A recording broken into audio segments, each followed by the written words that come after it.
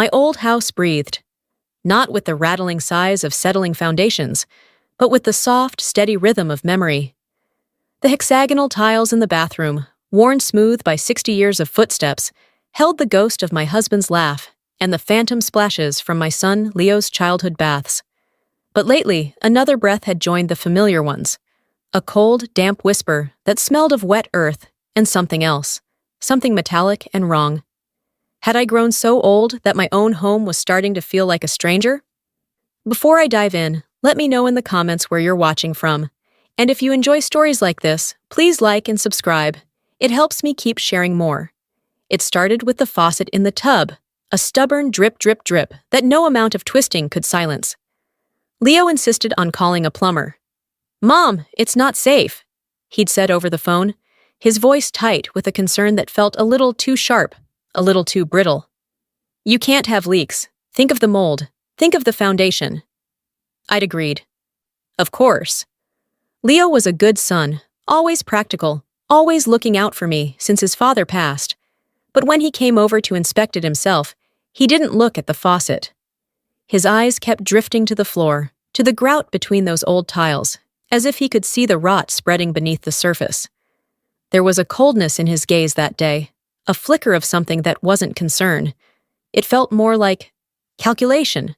Was I just being a foolish old woman, seeing shadows where there were none? It's a lonely thing to question the intentions of the one person you have left.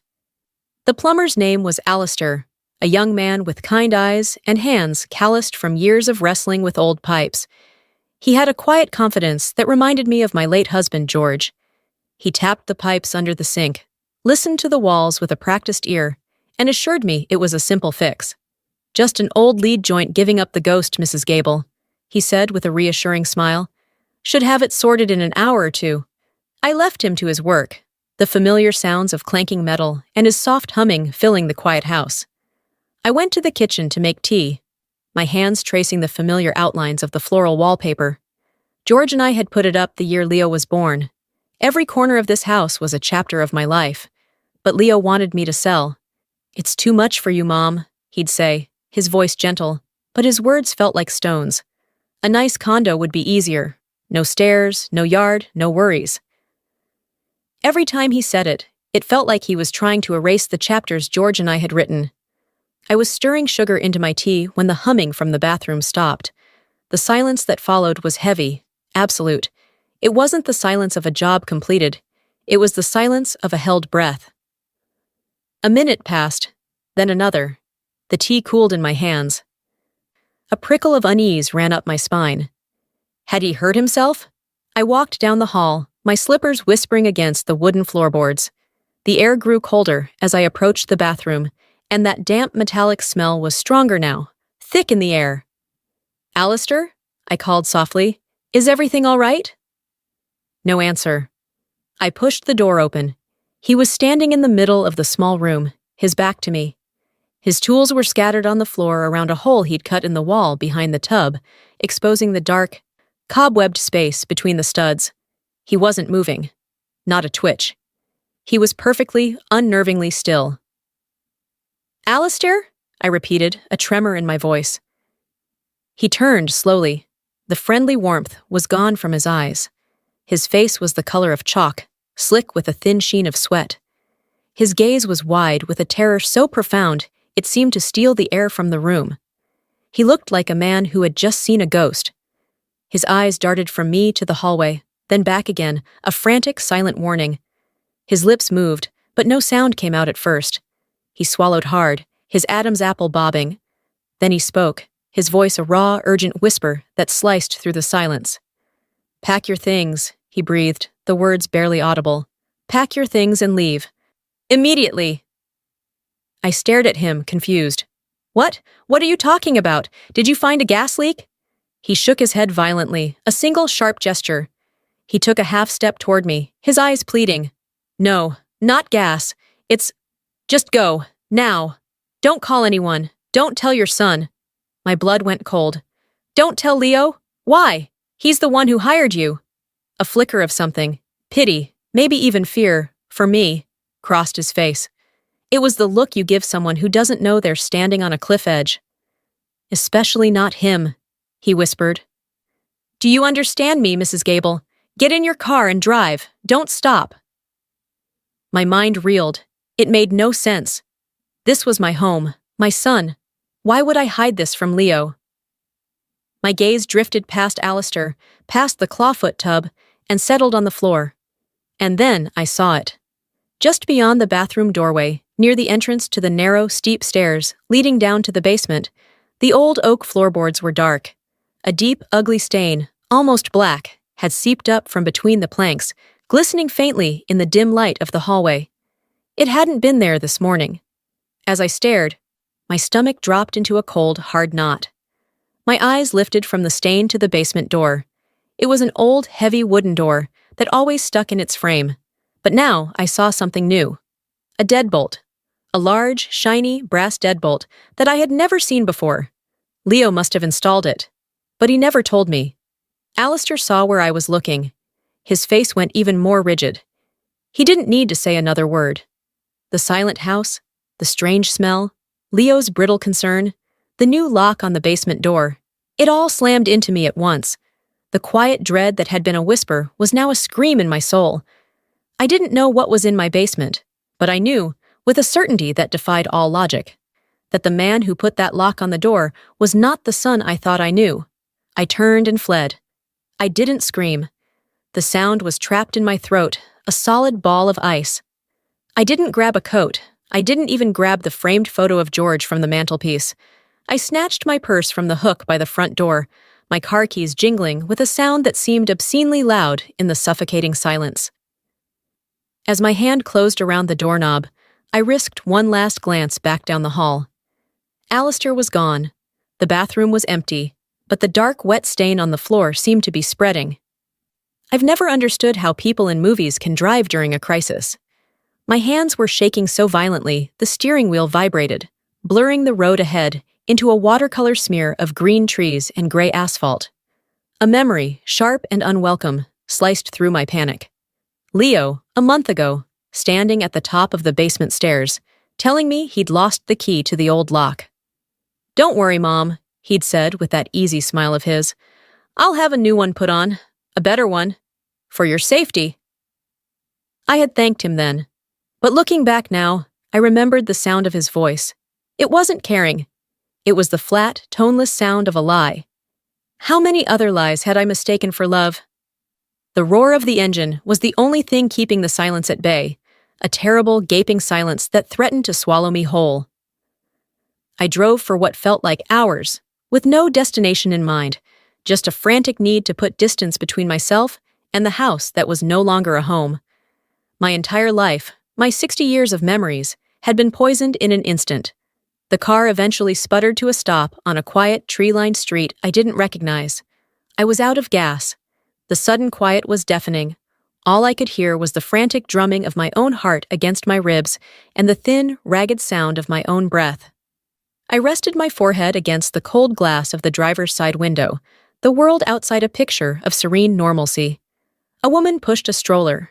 A dog barked in the distance. How could the world keep spinning when mine had just shattered? My mind, no longer numb with flight, began to race, replaying 1,000 moments, searching for the truth. What would you have done if your own son said that? Would you have seen the lie? Another memory surfaced, this one thick with shame. It was from George's birthday dinner last spring. My sister-in-law, Martha, was visiting. I'd mentioned the smell from the basement, the same damp metallic odor that had clung to the air today. I'd said it half-jokingly. George's old workshop is starting to smell like a chemistry experiment gone wrong. I remember the room falling quiet. I remember Leo laughing, a sound that was just a little too loud, a little too forced. "Oh, Mom," he'd said, shaking his head as he topped off Martha's wine glass. "Your imagination is getting the best of you in your old age. It's just mildew." He'd looked at Martha then, a shared, patronizing glance that said, "See what I have to deal with?" I had felt my cheeks burn with humiliation. I felt small, foolish, a doddering old woman being managed by her sensible son. Martha had given me a sympathetic smile, the kind reserved for children and the senile. I had let it go, bearing the sting of his dismissal under the guise of motherly love. He was stressed, I'd told myself. He worried. But now, sitting in my silent car, I saw it for what it was. It wasn't a joke. It was a public warning. He wasn't just dismissing my concerns. He was discrediting me, painting me as an unreliable narrator of my own life. He was ensuring that if I ever saw something, if I ever said something, no one would believe me. The betrayal was a physical thing, a cold weight pressing down on my chest, making it hard to breathe. Was I that blind? Did I raise a monster and see only a son? The buzzing of my phone on the passenger seat was so sudden and violent, it felt like an electric shock. I flinched, my heart leaping into my throat. The screen lit up the dim car. Leo. His face, smiling from the contact photo, was a grotesque mask. I stared at it, my thumb hovering over the red decline button. Don't answer. Alistair's warning echoed in my head. Especially not him. But a deeper, more primal instinct took over. The terrified mother in me, the woman who still, even now, couldn't believe this was real, had to know. I had to hear his voice. I answered, pressing the phone to my ear with a trembling hand. Mom! His voice was liquid gold, smooth and warm with practiced concern. Mom, are you okay? I just got the strangest call. I said nothing, my throat locked tight. The plumber, Alistair, called me, he continued, the words flowing so easily. He said he had a family emergency and had to leave abruptly. He mentioned you seemed a bit flustered, that you weren't feeling well. I was worried. Where are you? The lie. It was so perfect, so complete. He had an explanation for everything, a neat little story to cover the gaping horror. He was in control. The realization was sickening. My son wasn't just hiding something. He was an artist of deception. A lifetime of it, perhaps. I finally found my voice, a weak, reedy sound that didn't feel like my own. I just needed some air. I went for a drive. I waited for him to challenge me, to demand to know where, to ask why. But he didn't. Oh, okay, Mom, he said, and the relief in his voice was chilling. He believed me, or at least he was satisfied with the lie for now. Well, don't be too long. You know I worry. We said our goodbyes, the familiar words feeling alien and sharp on my tongue. I was about to hang up, a wave of nauseating relief washing over me, when he spoke again, his voice dropping a little lower, losing its bright, cheerful edge and taking on a different quality. It was quiet, almost gentle, but it carried the weight of cold steel. That's fine, Mom. Just be home before dark. You know how worried I get when you're not where you're supposed to be. The phone went silent, but Leo's last words hung in the car like toxic fumes. Be home before dark. It wasn't a request. It was a command, laced with the chilling authority of a zookeeper talking to a stray animal. My hand, still holding the phone, felt numb and cold, the plastic smooth and unforgiving against my skin. The word dark snagged in my mind, pulling a memory from a place so deep I'd forgotten it existed. It was George, my husband, maybe 10 years ago. He'd come up from the basement covered in dust and sweat, his face pale under a film of grime. I asked him what he was doing down there, clanging around at all hours. He'd looked at me, his eyes dark with something I didn't recognize, and wiped his rough hands on a rag. Some things are better left in the dark, Jesse, he'd said, his voice low and heavy, especially for Leo's sake. I had dismissed it as one of his strange, poetic moods. I thought he was talking about some failed project, some broken thing he couldn't fix. Now his words were a ghost screaming a warning I had been deaf to for a decade. The regret was a physical blow, knocking the wind out of me. George knew. Or he suspected. He saw a shadow in our son that I, his mother, had refused to see. Have you ever looked back on your life and seen that all the puzzle pieces were there, you just never put them together? I glanced outside. The sun was a bleeding orange wound on the horizon, the sky bruising into purple. I had an hour, maybe 2, before true darkness fell. The ticking clock was the sound of my own frantic pulse. I had to move. But where? The police? What would I tell them? That a plumber looked scared? That my son installed a deadbolt? They would look at me, a confused old woman, and send me home, into his care. A shiver, cold and sharp, traced its way down my spine. I was trapped. It was then I remembered another cruel kindness from Leo. Shortly after George passed, Leo had sat me down at my kitchen table, a pile of papers between us. "Mom, let me handle the finances," he'd said, his voice a soft cocoon of sympathy. "It's too much for you to worry about right now." He'd made it sound like an act of love, of filial duty. I'd gratefully handed everything over. But a year later, when I tried to make my annual donation to the animal shelter George had volunteered at, the payment was declined. When I asked Leo, his tone shifted.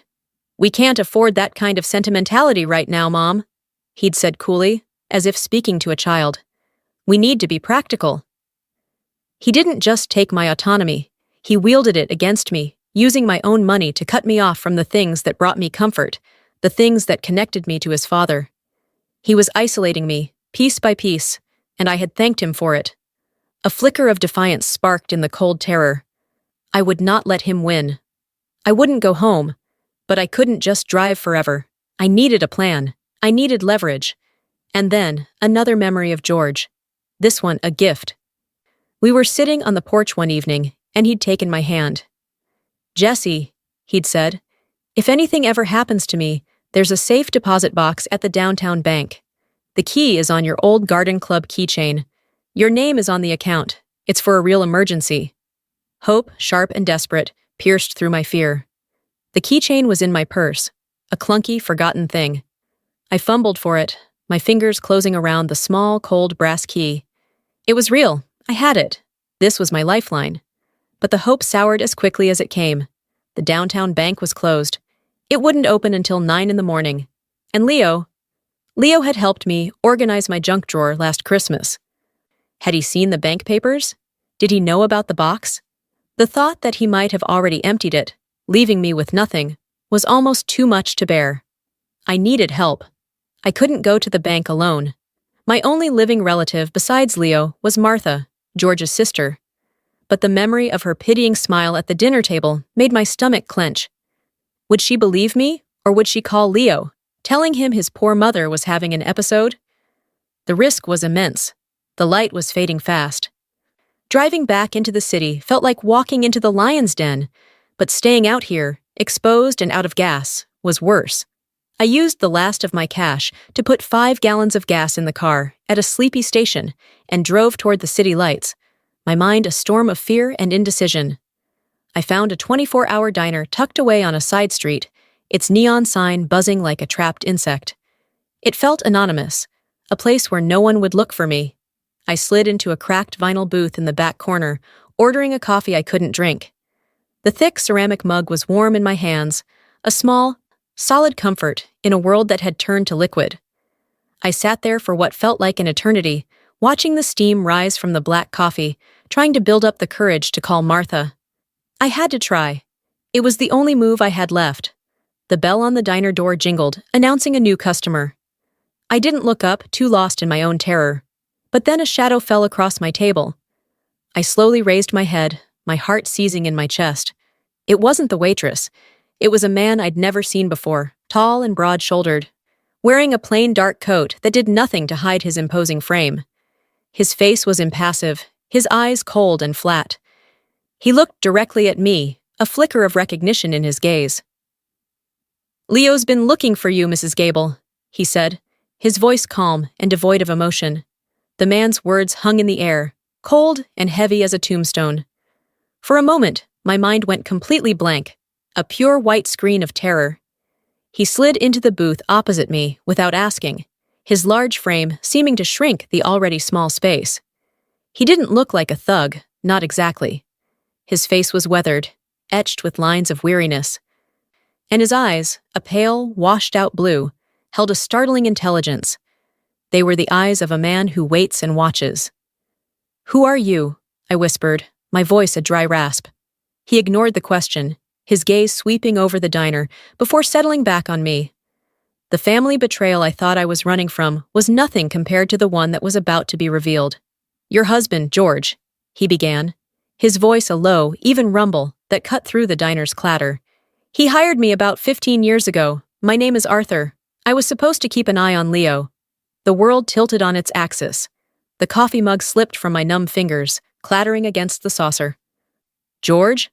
My George, who couldn't keep a secret about a birthday present to save his life, had hired a private investigator to watch our own son. It was impossible. It was a lie. "You're lying," I said, the words coming out stronger than I felt. "George would have told me. He told me everything." Arthur offered a sad, thin smile that didn't reach his eyes. "He told you everything he thought you could handle, Mrs. Gable.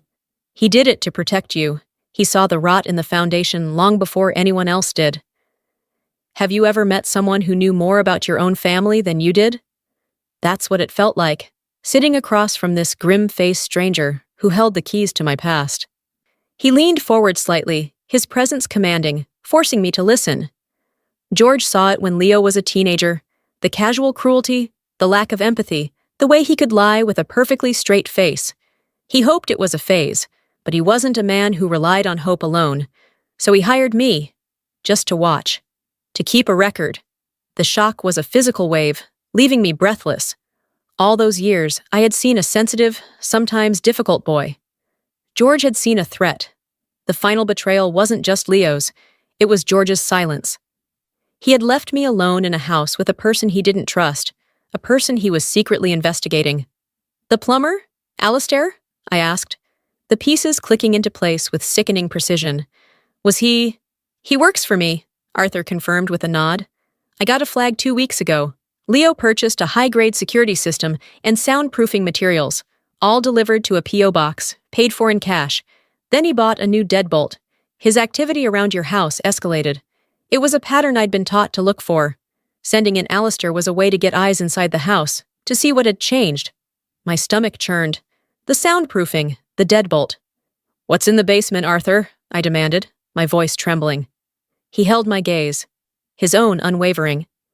"I don't know for sure, but whatever it is, Leo was getting ready to make it permanent. Alistair saw enough to know you weren't safe. The stain on the floorboards? That was fresh. He said it smelled like bleach. And something else." I felt the cold dread return, worse than before. This was real. This was happening. "Leo called me," I said, the words spilling out. "He knows I'm gone. He told me to be home before dark." Arthur's expression hardened. "He expected you an hour ago. Now he's not just worried. He's angry. And when he's angry, he gets reckless. He's been tracking your car, Mrs. Gable. That's how I found you. I've been blocking the signal for the last 20 minutes, but I can't do it for long. You can never go back to that house." The finality of his words was absolute. There was no going back. Not to my home, not to the life I knew, not to the son I thought I loved. There was only forward, into this terrifying new reality. A strange calm settled over me, the kind that comes when you have absolutely nothing left to lose. "My husband," I said, my voice steady now. "He left a safe deposit box." Arthur nodded again, a flicker of approval in his eyes. "He was a smart man. He knew this day might come. He left you everything you need in that box. Proof, instructions, a way out. He told me about it, in case you ever needed to be reminded. The question is, are you brave enough to see what he left you?" Before I could answer, he reached into his coat. For a heart-stopping second, I thought he was pulling out a weapon, but it was just his wallet. He laid a plastic hotel key card on the table, next to a folded $20 bill. "Room 207, the Sleepy Hollow Motel, 2 miles east of here. It's clean, anonymous, paid for in cash. Go there now. Don't use your credit cards. Don't turn on your phone. Be at the downtown bank at 9 a.m. sharp. I'll be watching. If you're not alone, I'll know." He started to slide out of the booth, his work here seemingly done. "Wait," I said. He paused. "I had to know. You've been watching him for 15 years. Why now? Why are you helping me now?" His gaze softened for the first time, and in it, I saw a flash of something that looked like guilt. George paid me for a job, and I failed. I let it get this far. This is me, trying to make it right. He stood up to leave, then hesitated. He reached back into his coat and pulled out one last thing. It was a small old photograph, its edges curled with age. He slid it across the table. It landed next to the keycard. I picked it up. It was a black and white photo of 2 young boys, maybe 8 or 9 years old, standing in front of a dilapidated farmhouse. They both had the same dark, serious eyes. One of them was unmistakably a young George. The other boy was a stranger. "When you open that box tomorrow," Arthur said, his voice now just a low murmur from the aisle, "you'll understand who this is. Everything started with him." The motel room smelled of bleach and despair. It was the smell of a place where people came to disappear, if only for a night.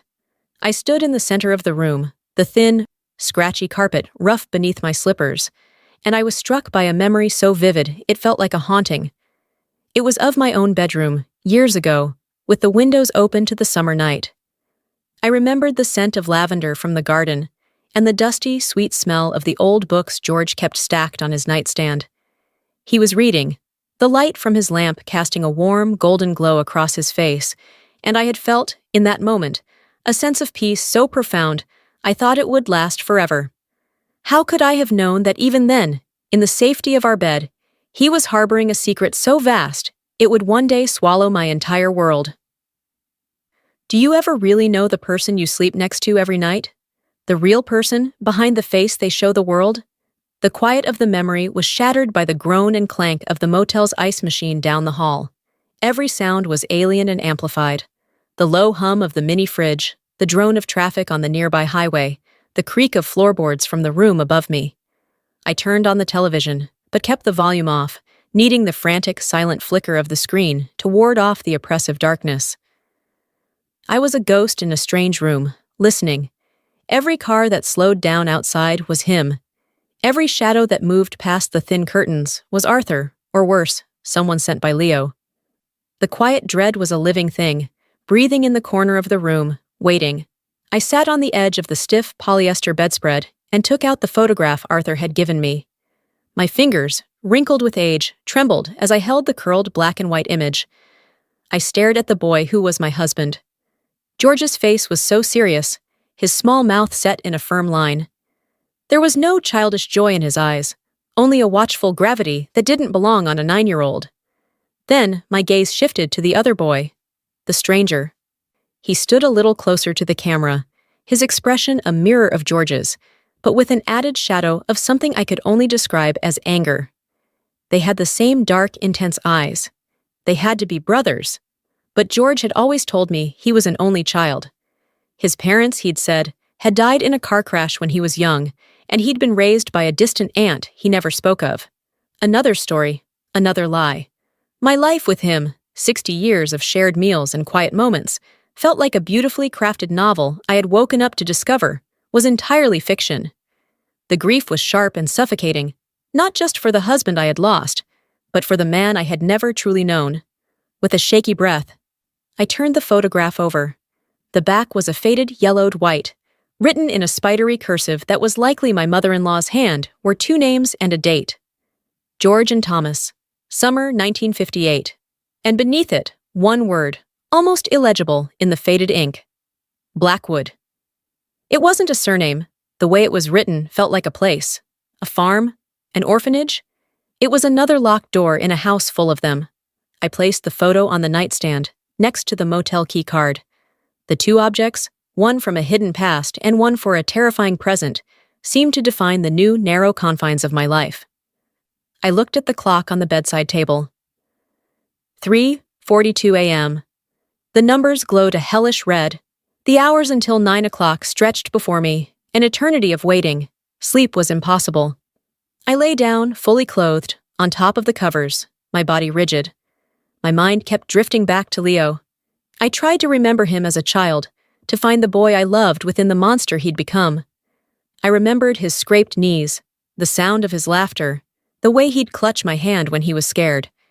He used to have terrible nightmares about the basement, waking up screaming that something was in the walls. I had held him, comforted him, told him it was just a bad dream. But was it? Or was he afraid of something else? Something he recognized in the dark corners of that house, because it mirrored the dark corners of himself. As the first hint of a gray, watery dawn began to lighten the edges of the curtains, an old memory surfaced, unbidden and with horrifying clarity. Leo couldn't have been more than 10. He had come inside one afternoon, cradling a small robin in his hands, its wing bent at an unnatural angle. "We have to help it, Mom," he'd said, his eyes wide with what I thought was compassion. I told him that we could make a little splint from a popsicle stick and some gauze. I went to the bathroom to get the first aid kit, my heart swelling with pride for my kind, gentle son. I wasn't gone for more than a minute. When I returned to the kitchen, Leo was standing by the sink, his hands now empty. The robin was lying on the counter, still and lifeless. I had cried out, asking what happened. Leo had looked up at me, and the expression in his eyes was one I had never seen before and had promptly forced myself to forget. It was placid, empty, and utterly devoid of emotion. "It was suffering, Mom," he'd said, his voice perfectly calm and steady. "I helped it." I had rationalized it, of course. A child's clumsy, misguided attempt at mercy. A tragic accident. But now, lying in the stale air of that motel room, I heard his voice as it truly was. Flat, cold, and without a trace of pity. I finally understood, with a certainty that froze the marrow in my bones, that it had not been an act of mercy. It had been an experiment. I saw a stranger in the motel room mirror that morning. The reflection showed my face, my white hair, the tired lines etched around my eyes. But the woman looking back was not me. The soft, forgiving woman who had woken up in her own bed just yesterday was gone, burned away by the memory of a small, still bird and a little boy with empty eyes. In her place was this new person, a hollowed-out thing with a core of cold, hard resolve. I had spent a lifetime making excuses for my son, seeing his cruelty as sensitivity, his coldness as practicality. That was over. The shocking truth was not just that my son was a monster, but that I had been his willing accomplice, blinding myself for decades because the truth was too painful to bear. My hands were surprisingly steady as I called a taxi from the motel lobby payphone. The ride to the bank was a journey through a foreign country.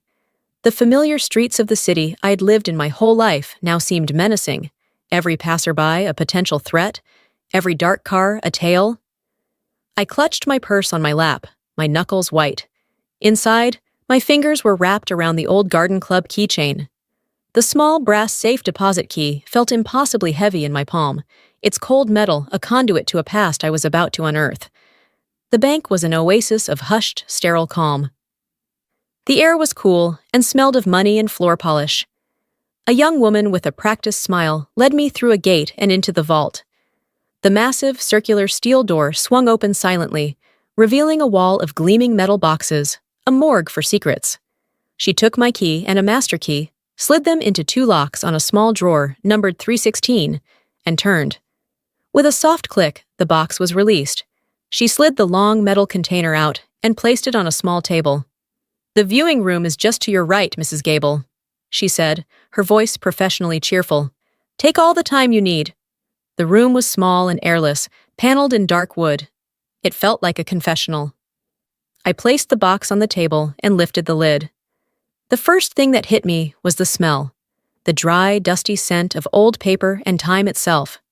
On the very top was a thick, cream-colored envelope with my name, Jessica, written in George's familiar, elegant script. My heart ached. Have you ever held a piece of paper in your hands that completely rewrites your own history? With trembling fingers, I opened it. "My dearest Jessie," it began. "If you are reading this, it means my greatest fear has come true, and you are in danger because of a secret I was too cowardly to share. Please forgive me. My brother, Thomas, did not die in a car crash with my parents, and Blackwood was not a farm. It was an institution for emotionally disturbed children." My breath caught in my throat. Beneath the letter was a stack of documents held together by a brittle rubber band. I slid it off, and it crumbled in my hands. There was a yellowed newspaper clipping, dated 1959. The headline read, "Tragic fire at Blackwood Institute claims 1 life. Dozens injured." There was an official typed police report, detailing the fire and listing the sole fatality as a 12-year-old boy named Thomas Gable. And there was a death certificate. Cause of death: smoke inhalation, accidental. It was a neat, tidy story, but underneath the official reports was another folder, a medical file from the institute.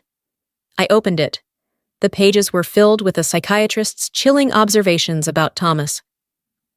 Profound lack of empathy, exhibits calculated cruelty towards smaller animals and other children, a danger to his younger brother George. My George, his victim. The final betrayal was not that George had a brother, it was that he had lived his entire life in terror, a fact he had meticulously hidden from me. He had spent 60 years looking over his shoulder, and I had never known. At the very bottom of the box, my fingers brushed against something small and hard, wrapped in a velvet pouch. I pulled the drawstring. A tarnished silver locket fell into my palm. It was the one his mother wore in the only photograph I'd ever seen of her. I pried open the delicate clasp. On one side was a tiny faded portrait of his mother. On the other, where a picture of his father should have been, was a minuscule folded piece of paper. I carefully unfolded it. It was a note, written in George's boyish scrawl. He did it. Tommy started the fire. He's not dead, he got out. He's coming for me. George's letter explained the rest. His brother, the boy with the sociopathic tendencies, had not died in the fire. He had escaped in the chaos, and George had lived every day of his life convinced that Thomas was out there, somewhere, and would one day return. His greatest fear, the one that kept him awake at night, was that Thomas's condition, that coldness in the soul, was in their blood.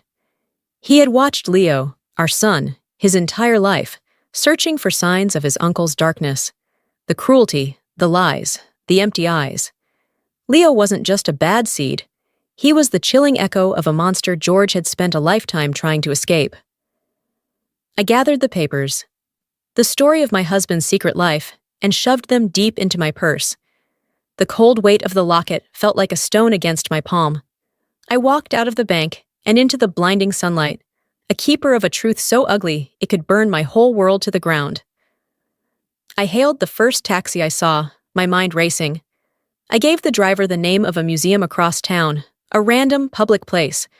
As we pulled into the stream of traffic, a familiar prickle of unease ran up my spine. I glanced over my shoulder, through the taxi's rear window.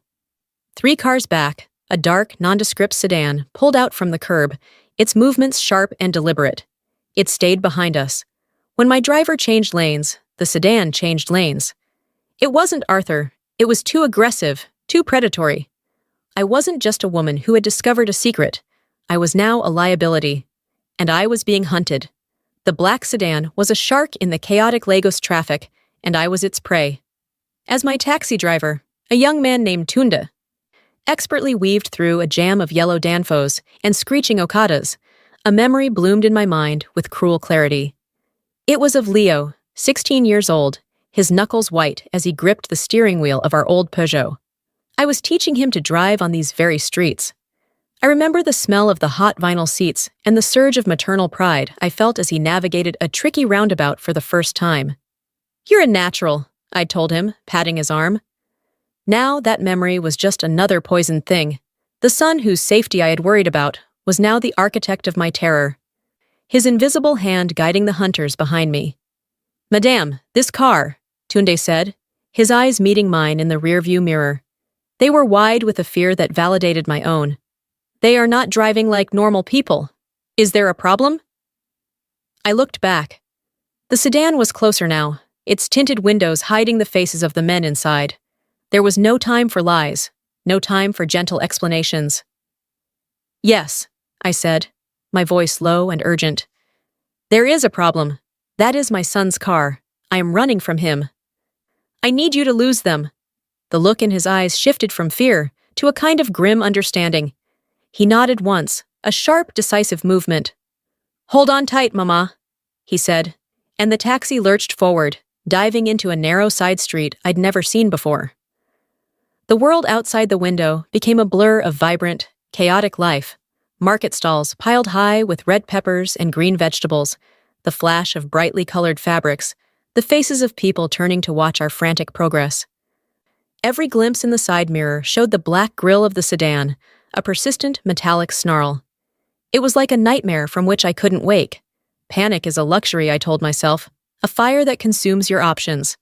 I had to think.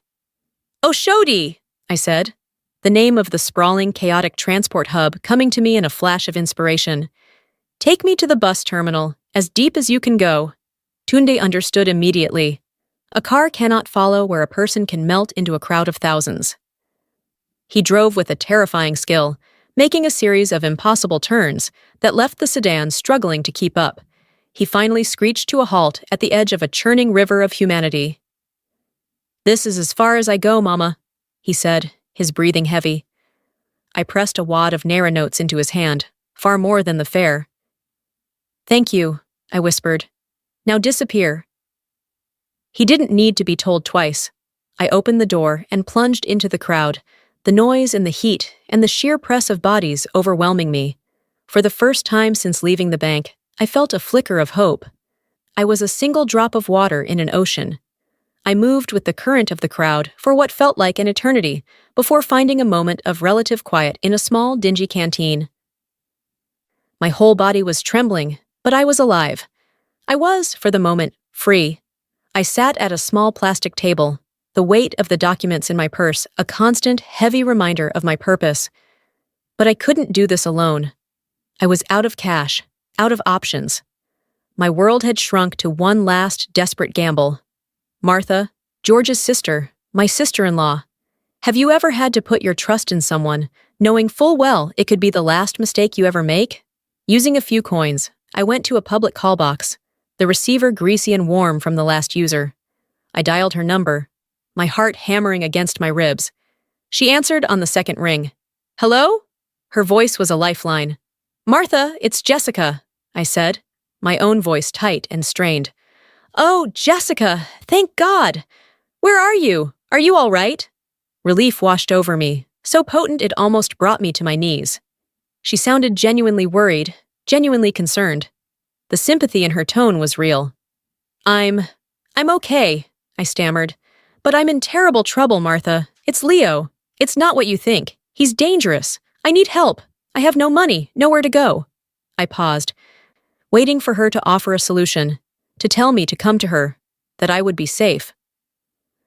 The silence on the other end of the line stretched for a moment too long. When she spoke again, her voice had changed. The warmth was gone, replaced by a careful, pitying tone that made my blood run cold. "I know, dear," she said softly, and every word was a nail in my coffin.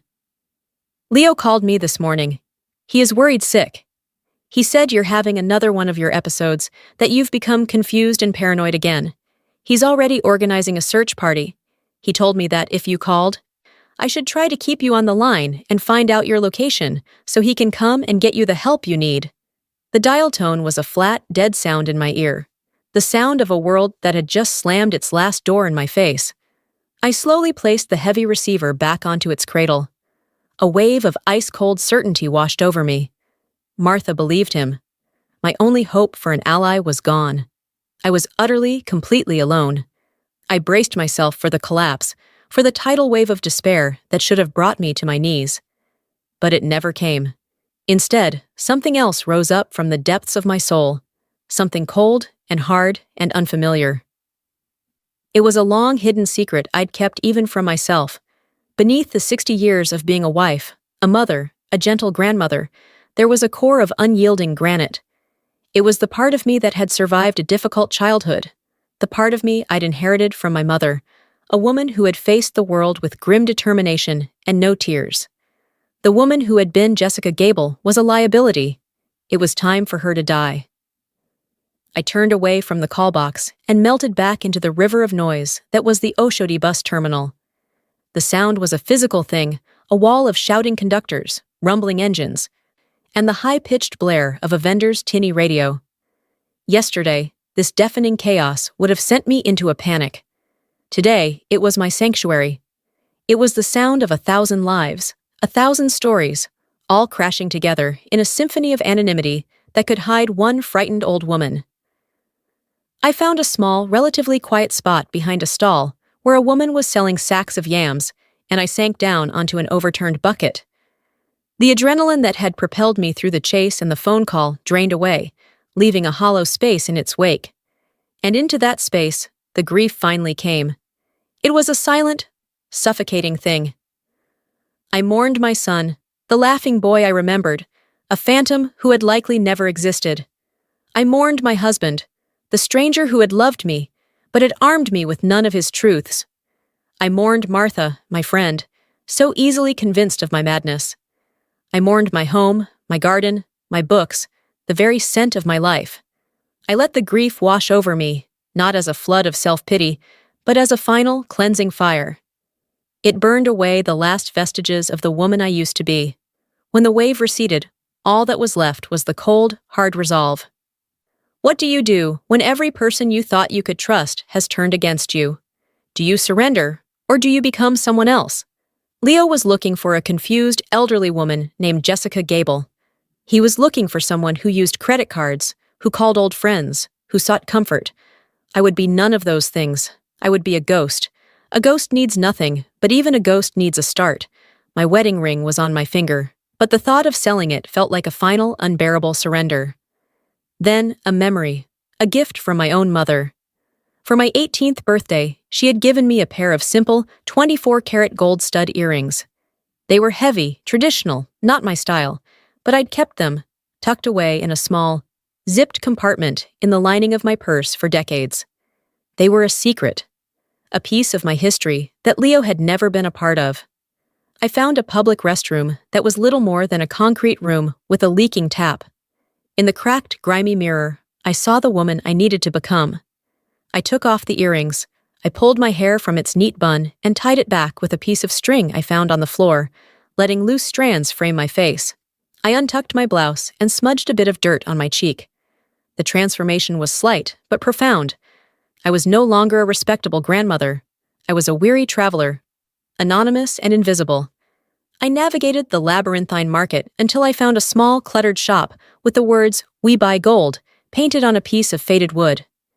I sold the earrings to a man who didn't ask questions, his scales confirming their worth. The thick stack of Naira notes he counted into my hand felt like a breath of life, the first I had truly taken since I'd fled my home. It wasn't just money, it was freedom. It was ammunition. With my small fortune, I bought a bottle of water and a day-old copy of The Guardian from a street vendor. Blending in was the new currency of my survival.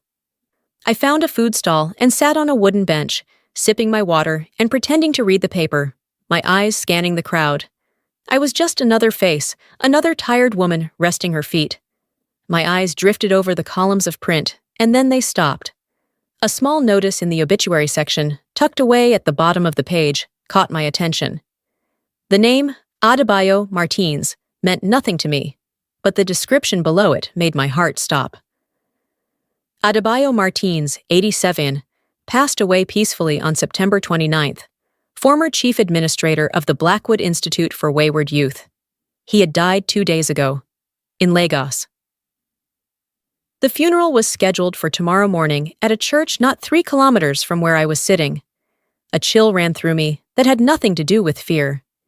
It was the chilling, exhilarating feeling of a path opening up in the darkness. My husband's secret was not some long-buried relic of the past. Its gatekeepers were still here, and one of them was about to be put in the ground. The first thing I saw when I slipped into the back pew of the church was a family betrayal made manifest. It wasn't a relative, not a face I knew from old photographs, but it was a betrayal nonetheless. Seated 3 rows from the front, among the inner circle of mourners, was Leo's lawyer, a man whose slicked back hair and expensive suit were as familiar to me as the scent of my own son's lies. His presence here, at the funeral of a stranger, was a screaming confirmation that this was not a loose thread from the past, but an active part of my son's intricate, venomous web. Leo wasn't just hiding a secret. He was managing it, curating it, and even now, he was attending to its final dying gatekeepers. The knowledge settled in my stomach like a block of ice. Is it a sin to search for the truth in a house of God? To use a man's death as a key to unlock your own past? If so, I was a sinner of the highest order. The air in the church was thick and heavy, tasting of wilting lilies and old dust. My disguise, a simple wrapper and a headscarf I'd bought in the market, felt rough and foreign against my skin. I ran my fingers along the hard, unforgiving wood of the pew, the splinters in the grain grounding me in the terrifying reality of the moment. The organ played a mournful dirge, the sound vibrating through the floorboards, through the soles of my worn-out shoes, and into my very bones. I was a predator in a house of prayer, my eyes scanning the flock of grieving faces, searching for the one who could give me the answers I so desperately needed. My gaze settled on the front row, on an elegant, frail woman in a traditional white lace iro and buba, Adebayo Martin's widow. She was the one. She was the keeper of his nighttime confessions, his deathbed whispers, his unguarded memories. She was my only hope. After the service, the mourners drifted toward a small reception hall next to the church. I followed the river of black and white clothing, my heart a frantic drum against my ribs. I had one chance, a sliver of an opportunity, before she was swallowed by the condolences of her family. I took a cup of water, the plastic cool and flimsy in my clammy hand, and I waited. I watched her, a study in quiet dignity, accepting hugs and whispered words. I saw my moment when her son was pulled aside by the priest. She stood alone, staring at a portrait of her late husband, her shoulders slumped with the sheer weight of her loss. I approached her softly. "Forgive me for intruding," I began, my voice a low murmur. "My name is Bola. I didn't know your husband well, but my own late husband. He was a social worker in his youth. He sometimes spoke of the institutes, of the children. He always said Mr. Martins was a good man in a difficult position. It was a complete fabrication, a story woven from desperation, but it was plausible enough." Her eyes, clouded with grief, sharpened with a flicker of interest. She turned to me, her gaze searching my face. "Thank you," she said, her voice a soft, cultured whisper. "He was a good man, but he lived his whole life with a terrible shadow. Blackwood, he called it his great failure, his deepest regret." It was as if I had unlocked a door she had been waiting her whole life for someone to open. She leaned closer, her voice dropping so only I could hear. "The official story, the one in the papers about the fire, Adebayo always said it was a lie, a cover-up. He said the wrong boy's name was on the death certificate." Her words were a chilling echo of the note in the locket, a confirmation from a stranger that my husband's secret was real. My breath hitched. "The other boy," I whispered, forcing the words out. "The one who survived. Did your husband ever speak of him?" A visible shiver ran through her, a ripple of fear that transcended the decades. Her hand came up to clutch a small gold cross at her throat. "He never, ever used his name," she said, her eyes darting around the room as if the walls themselves might be listening. "He only ever had one name for him. Ijo, the serpent. He said the serpent was born without a soul, a cleverness so complete it could mimic the shape of a boy. Adebayo believed he was the one who started the fire. He was convinced the serpent had survived, had slithered away into the world to grow into something even more monstrous.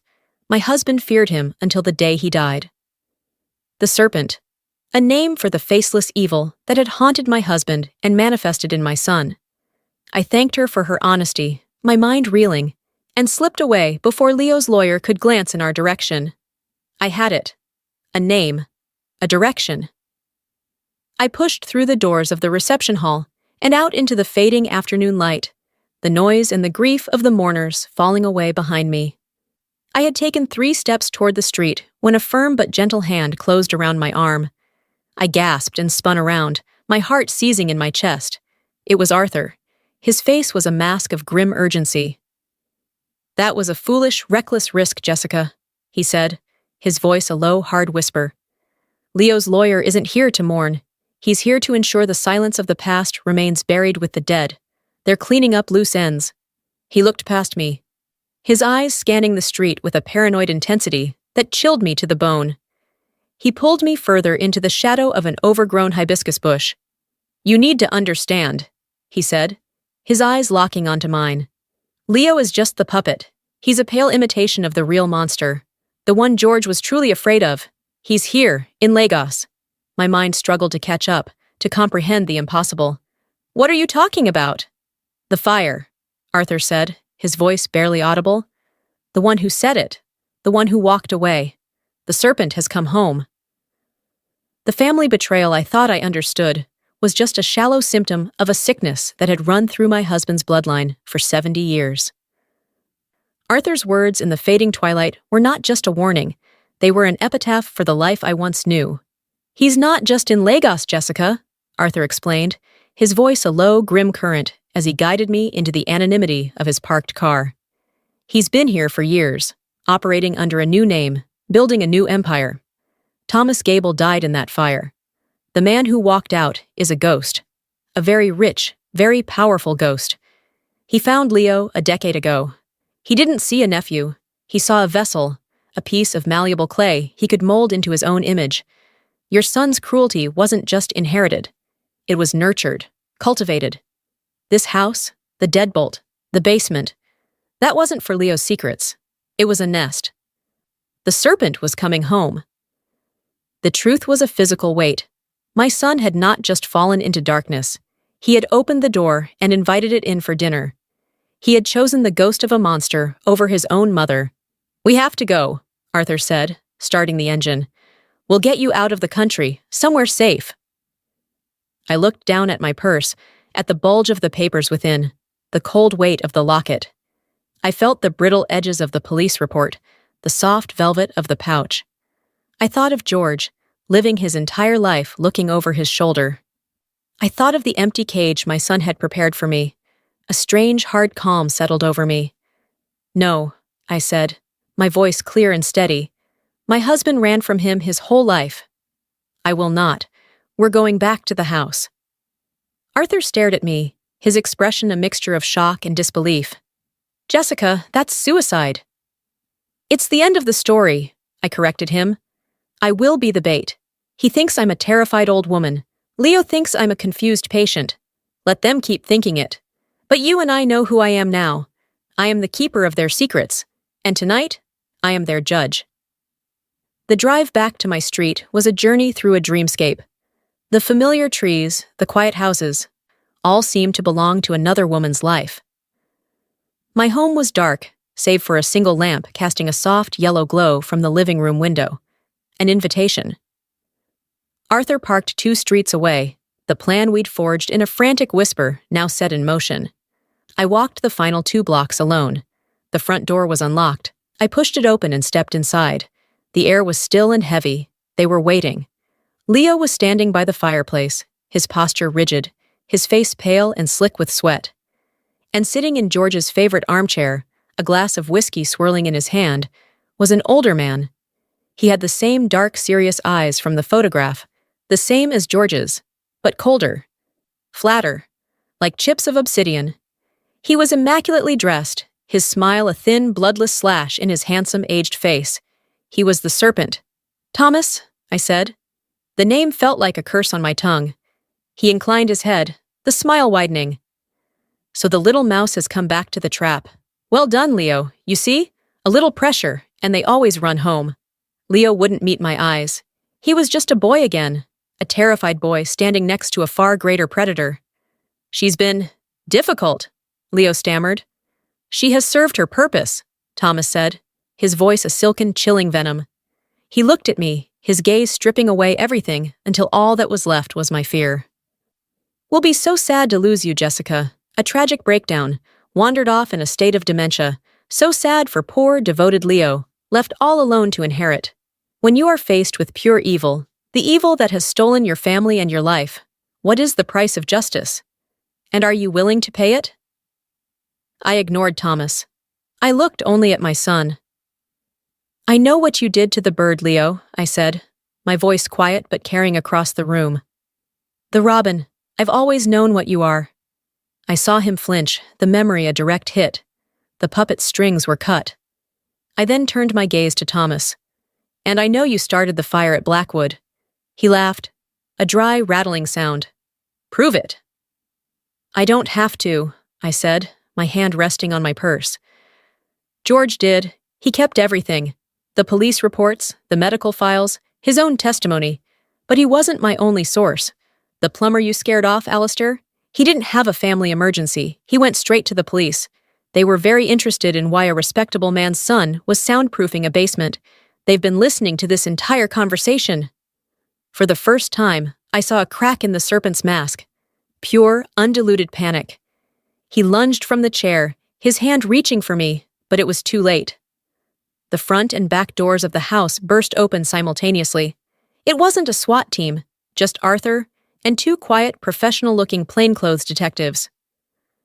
Thomas froze, his face a mask of fury. It was over. Later, as they took them away, Thomas silent and seething, Leo weeping like the child he never truly was, I walked with one of the detectives to the basement door. The new deadbolt gleamed under the hallway light. "My son put this on," I said. "I'd like to see what's behind it." One of them retrieved the key. With a heavy clunk, the lock turned. The door swung open, revealing not a dusty cellar, but a small windowless room, its walls thick with new soundproofing panels. In the center of the room was a single metal-framed bed. It was a cage. My cage. I looked at the clean, empty room where my life was supposed to end, and for the first time since this began, I felt a sliver of peace. The story, finally, had an ending. I learned that evil isn't always a monster hiding in the dark. Sometimes it's a seed planted in your own garden, watered with your own love and your own denial. You can't love the poison out of a serpent. You can only find the courage to expose it to the light. Thank you for joining me on this journey. If you believe in the power of truth, please like this video and subscribe for more stories. And tell me in the comments, what would you have done?